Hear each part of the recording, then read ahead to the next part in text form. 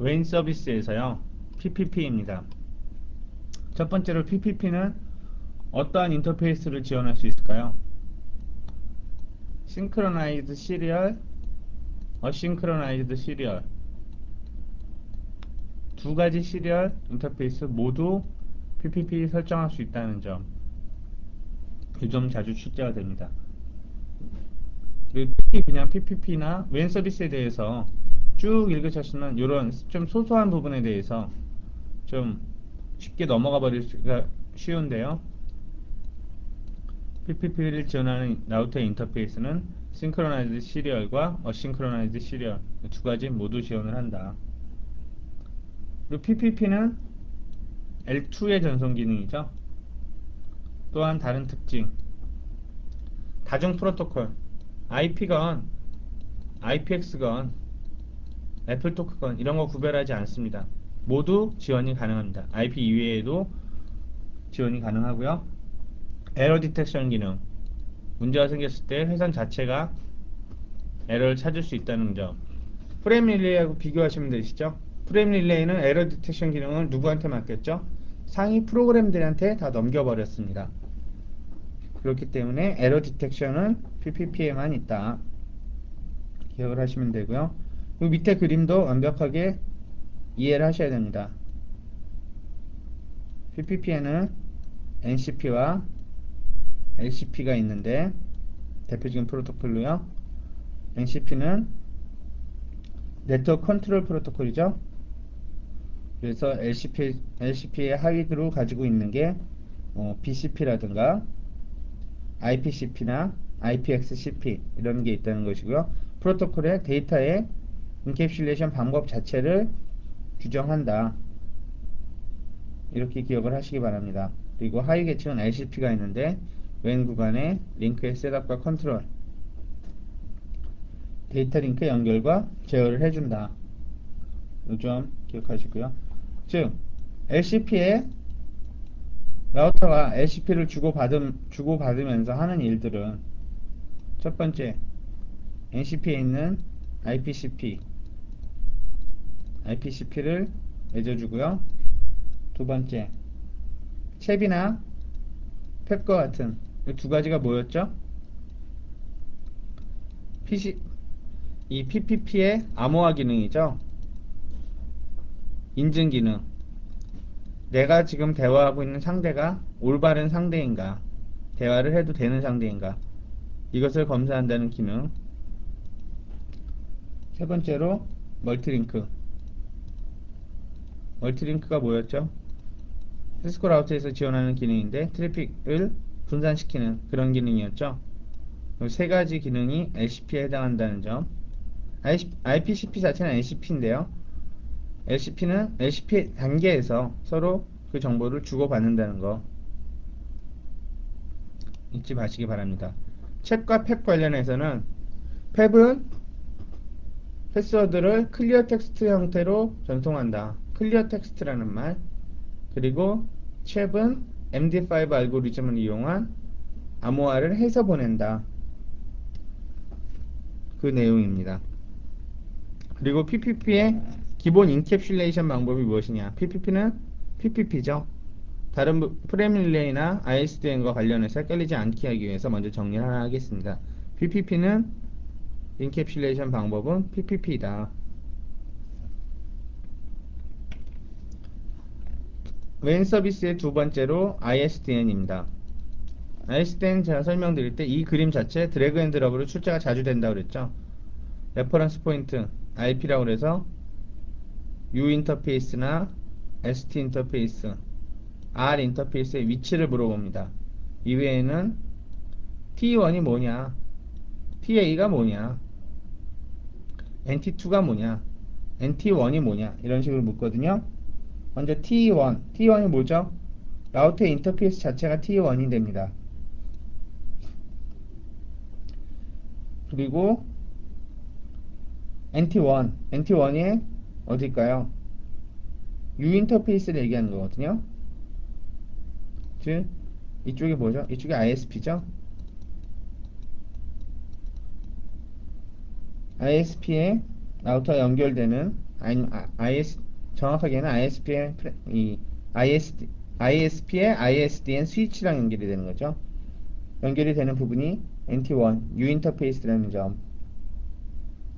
그 점 잊지 마시고요. 그리고 ISDN 관련해서는 이거 외에 IS 계층별, 제가 교재에 ISDN 페이지를 보시면 그 계층별로 뭐 물리 계층, 데이터 링크 계층, 네트워크 계층의 표준을 말씀을 드렸죠. 거기서 표준 자체도 알아야 되는데 이런 식으로 LAPD, LAPB, PB는 2계층, PD는 3계층입니다. 구체적으로 2계층에 뭐가 있었죠? Q921 이런 거 있었죠. 3계층은 Q931 이런 거 있었죠. 3과 2 이 점 기억하시면 쉽게 외울 수 있겠죠. LAPD는 ISDN의 3계층 표준이고 LAPB는 2계층 표준이라는 점. 그리고 구체적인 표준은 Q921, Q931 이런 게 있다. 이거 외에도 몇 개 더 있었죠? 직접 찾아서 체크하시기 바랍니다. ISDN과 관련돼서 두 번째 내용, BRI 서비스, PRI 서비스, DDR입니다. BRI 서비스가 어떻게 구성이 된다? 2B 플러스 1D, 두 개의 비어러 채널과 한 개의 델타 채널로 구성이 된다. 근데 델타 채널의 크기는 16K다. B 채널은 얼마죠? 64K죠. 그래서 합쳐서 144다. 144인데 144에서 사용자가 실제 데이터를 전송하기 위해서, 데이터 트랜스퍼를 하기 위해서 사용될 수 있는 공간은 어떻게 되죠? 64 곱하기 2, 128이죠. 16K로는 사용자의 데이터는 돌아다니질 않습니다. 거기는 제어만을 위한, 컨트롤을 하기 위한 시그널링이 돌아다니는 곳이다. 그럼 BRI 서비스였고요. PRI 서비스는 뭐죠? T1과 E1이 있죠. T1은 1.544MB 메가비트 per second, 그리고 E1은 2.048 메가bps. 그죠? 그래서 24 플러스 1D 또는 T1이고요. E1 같은 경우는 30B 플러스 1D. 그래서 델타 채널은 64K다. 크기가 달라졌죠? 그래서 이 점을 기억하시기 바랍니다. 그래서 BRI 서비스는 NT1과 연결이 돼서 ISP로 연결이 되고, PRI는 CSDSU 이런 식으로 연결이 된다는 점. DDR이 뭐였죠? 본사와 지사를 연결하는데 계속 쓰면, 전용선처럼 계속 쓰면 비싸니까, 전용선을 계속 쓰기가 부담이 되니까 트래픽이 있을 때만 보내는 거죠. 근데 여기가 본사고 여기가 지사입니다. 이랬을 때 평소에 계속 라우팅 프로토콜이 논다고 키벌 라이브나 헬로 패킷 이런 것들을 계속 주고받으면 어떻게 돼요? 소용없죠. 언제나 쓰는 전용선하고 똑같죠. 그래서 나온 기술이 DDR, 다이얼 온 디맨드 라우팅인데요. 온 디맨드, 즉 어떤 요청이 있을 때만 다이얼을 한다. 립 같은 경우에 30초에 한 번씩 업데이트를 주고받죠. IGRP 90초였죠. OSPF 헬로 타이머 10초에 한 번씩 헬로우 패킷들 주고받죠. 이거 여기 돌아다니면 안됩니다. 그렇기 때문에 설정해주는 게 지사 쪽에 DDR 설정입니다. DDR 설정을 하고 구체적으로 요 기능, 막아주는 기능을 하는 게 패시브 인터페이스. 패시브는 뭐죠? 수동적 뭐 이런 뜻이죠. 즉 욕심쟁이입니다. 본사에서 보내는 건 다 받아요. 자기한테 들어오는 건 다 받는데 저는 안 내보냅니다. 본사 돈이 많으니까 돈 내도 되죠. 본사에서 우리한테 니네가 우리한테 통신을 해라. 우리는 받기만 할게. 그게 패시브 인터페이스라는 점. 패시브 인터페이스는 이름 그대로 인터페이스에 설정을 해줍니다. 패시브 인터페이스를 설정을 해주게 되면, 인터페이스에 설정을 해주게 되면, 모든 트래픽이나 아니면 뭐 저런 프로토콜 관련한 시그널링들은 다 받지만 자기는 내보내지 않는다는 점. 그 점 유의하시기 바랍니다. 근데 언제나 그런 패시브 인터페이스를 걸면 아예 그 인터페이스를 못 쓰는 걸까요? 그건 아니죠.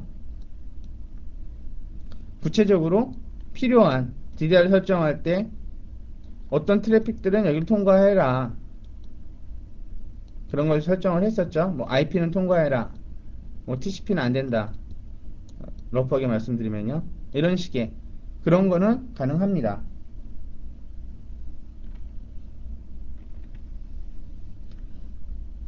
프레임 릴레이입니다. 웬 서비스의 세 번째죠. 프레임 릴레이 관련해서는 프레임 릴레이도 마찬가지로 요 그림에 있는 용어들 LMI나 DACI, BCN이나 FECN, 뭐 컨제션 이거 말고 또 뭐가 있죠? 교재에 있는 교재 479페이지를 보시면 CIR, Committed Burst 이런 게 더 있죠? 그 약어들 꼭 기억하시고요. 첫 번째 DAC가 뭐죠? DACI는 프레임 릴레이 네트워크에서 라우터와 프레임 릴레이 스위치 간에 로지컬한 서킷을 구분해주는 숫자다. PVC나 SVC를 지정해주는 값이죠. 여기서 키워드로 기억하셔야 될 점. DACI가 쓰이는 곳은 프레임 릴레이 스위치와 라우터다. 이걸 꼭 기억하시고요. LMI. 두 번째로 LMI도 라우터와 프레임 릴레이 스위치 간의 연결을 제어하고 유지시키고 제어해주는 표준인데 포함하는 내용으로는 키볼 라이브 방법이나 데이터의 흐름 제어 또는 멀티캐스트 주소를 포함한다는 점. 그리고 프레임 릴레이 관련해서 라우터를 설정해 주실 때 두 가지 있었죠. LMI 방법과 그 다음에 인캡슐레이션. LMI는 뭐가 있었죠? 그제 보시면 시스코라는 게 있었고 안시 Q933A가 있죠. 인캡슐레이션은 시스코가 있고 IETF가 있습니다. 요것들 서로 헷갈리지 않게 LMI에 안시가 있었나? 꼭 안시처럼 보이네요. 이게 안시가 아니었죠? 예, 안시 LMI에 안시가 있는 거 맞습니다. 지금 저도 지금 잠깐 헷갈렸는데 인캡슐레이션 방법에 IETF가 여기 LMI 타입으로 들어오면 안 되죠. 이 두 명령어 타입들을 기억하시고요. 시스코가 뭐였죠? 디폴트 값이죠. 즉 기본 값으로는 제가 설정을 특별히 안 해주면 시스코입니다. 시스코는 시스코 장비끼리만 사용이 가능하죠. 다른 벤더 장비가 들어왔을 때는 당연히 국제 표준인 안시나 IETF를 써야 된다는 점. 그 점을 기억하십시오. 그리고 프레임 릴레이 관련해서 또 하나는 인터페이스를 봤을 때 show 인터페이스 명령어 라우터의 show 값들 첫 번째 줄에 나오는 게 뭐뭐뭐 up, 뭐뭐뭐 down 두 가지 레벨이 있다고 그랬죠. 물리적인 연결 자체 프로토콜 레벨. 만약에 FR에서 FR 설정을 했는데 현재 show 인터페이스를 해보니 FR이 통신이 안 되더라. 프레임 릴레이가 정상 작동 안 한다. 그래서 프레임 릴레이 인터페이스를 show 인터페이스로 봤더니 up, down으로 표시가 되어 있다. 이렇게 되면 무슨 문제인가? 이 문제도 많이 출제가 되는데요. 이렇게 되면 인캡슐레이션 문제다. 이런 시스코와 다른 벤더를 섞었는데 거기 시스코를 그냥 쓰는 바람에 상대 장비랑 정상적으로 통신을 못한다. 그럴 경우에 업, 다운. 왜? 정상적으로 당연히 안 되죠. 물리적으로 연결된 거 맞지 않습니까? 그러니까 정기적인 신호는 가능한데 실제 프로토콜 랩에서 돌아가지 않는다. 그랬을 때 업, 다운 문제는 무조건 인캡슐레이션이다. 이 점 기억하시기 바랍니다.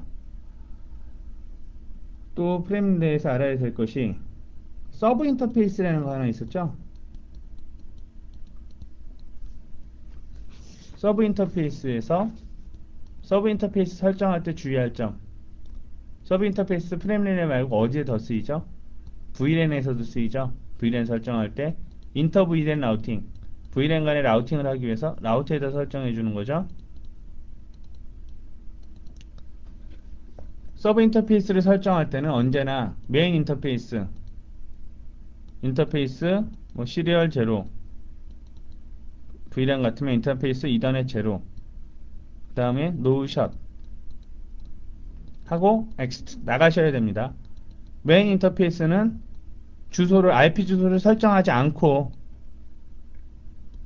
노션 활성화만 시켜주고 나가서 인터페이스 이더넷 0.1, 0.2, 0.3 시리얼 0.1, 0.2, 0.3 이런 식으로 .1, .2, .3 뭐 그러니까 .x죠.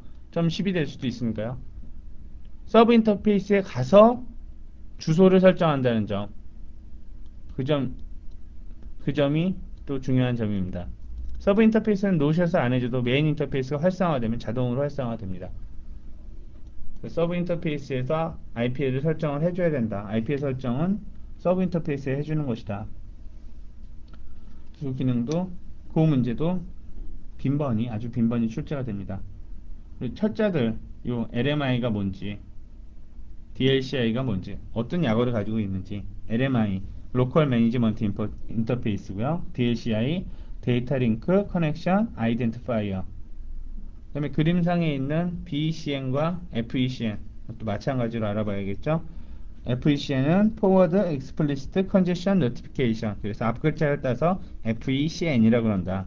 프레임 릴레이 네트워크에서 현재 컨디션이 발생했을 때 이쪽이 출발지고 목적지가 되겠죠. 그림을 보면 출발지에서 목적지까지 갈 때 중간에 컨디션이 발생해서 데이터 전송이 제대로 안 됐다. 그럴 때는 앞으로는 forward FECN이라는 시그널을 보내고 뒤로는 출발지에 나가는 BECN backward explicit congestion notification 컨디션이 일어났다는 것을 보낸다는 양쪽으로 보내는 어느 쪽으로 보낸다. 요거를 출발지로는 BECN 목적지로는 FECN이라는 점.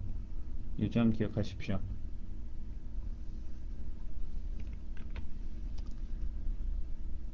TCP와 UDP의 TCP/IP 모델에서 제일 큰 두 가지 프로토콜, 두 가지밖에 없죠. TCP와 UDP. 요 문제들 첫 번째 드래그 앤 드랍으로 표시됩니다. 드래그 앤 드랍으로 출제가 되고요. 뭐 여기 윈도우나 뭐 어전트 포인터, 뭐 옵션, 패딩, 뭐 시퀀스 넘버, 에크 넘버 이런 거를 여기다 주고요. 이쪽으로 옮기는 거, 위치에다 옮기는 그런 문제 출제되고요. 또는 이 두 가지 프로토콜 타입을 보여주고 이런 프로토콜 헤더다. 어느 것이 뭐 UDP 헤더냐, 어느 것이 TCP 헤더냐. 기본적으로 차이가 뭐죠? 시퀀스 넘버나 에크가 있으면 TCP죠. UDP에는 그런 거 없습니다. 소스 포트나 데스티네이션 포트 TCP도 똑같이 가지고 있습니다. 단 요거는 TCP에만 있죠. 그러니까 UDP가 훨씬 더 간단하다. 그럼 여기서 TCP와 UDP의 특징을 유추해낼 수 있으실 겁니다. TCP는 이런 시퀀스 넘버나 에크라는 기능이 있어서 에크는 뭐죠? 주고 너 제대로 받았냐? 나 제대로 받았다. 너 제대로 받았냐? 나 제대로 받았다. UDP는 그냥 받아. 못 받았어? 그럼 네가 알아서 해. 나중에 다시 보내줄게. 다시 보내주는 건 TCP인데 UDP는 구체적으로 사용자가 쓰기 전에 다시 안 보내죠. 훨씬 빠르고 고성능이지만 안정적이지 못하고 릴라이빌리티가 떨어진다 이런 식으로 표현이 되고요. TCP는 릴라이빌리티가 더 높다. 그 이유는 이 두 가지 어떤 에크를 사용하기 때문이다. 그 기능 TCP와 UDP의 기본적인 장단점과 그 차이점을 장단점이라기보다는 차이점이죠. 차이점을 생각해야 된다는 점. 그래서 네트워크에 대한 기본 이론을 많이 묻게 되기 때문에요. 세세하게 출제가 될 수도 있습니다. 그래서 TCP/IP 포트 넘버, 특히 웰로운 포트 넘버들이요. 그래서 TCP 포트의 이름과 UDP 포트의 이름 서로 매칭되는 번호들. 아주 흔한 거 FTP 20번, FTP 데이터 19번, 텔넷 21번, 월드와이드 80번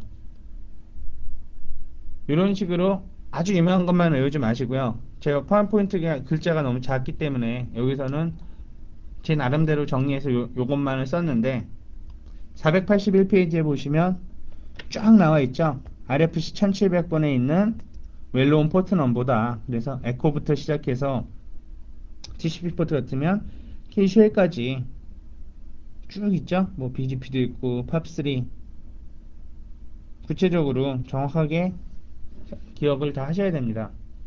여기 팝3가 최종에서도 제가 오류를 또 냈네요. 팝3 179 아니죠? 교재에 있는 것처럼 179는 BGP고요. 팝3 같으면 110번이다. 번호 꼭 수정해 주시기 바랍니다. 립은 UDP를 쓰는데 520번 번호들